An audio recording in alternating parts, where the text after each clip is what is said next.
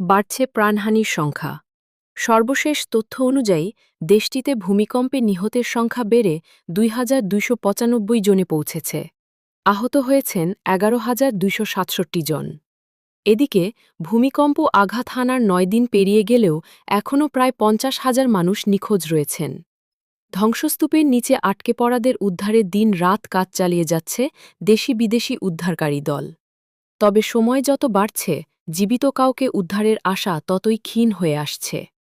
ভূমিকম্পে হাজার হাজার ভবন ধসে পড়েছে এবং বহু মানুষ গৃহহীন হয়ে পড়েছেন। ক্ষতিগ্রস্ত এলাকায় খাদ্য, বিশুদ্ধ পানি ও চিকিৎসা সামগ্রীর তীব্র সংকট দেখা দিয়েছে। আন্তর্জাতিক সংস্থাগুলো জরুরি মানবিক সহায়তা অব্যাহত রেখেছে। ভেনিজুয়েলার এই মানবিক বিপর্যয়ে বিশ্বজুড়ে শোক ও উদ্বেগ প্রকাশ করা হচ্ছে। উদ্ধার অভিযান এখনও অব্যাহত রয়েছে।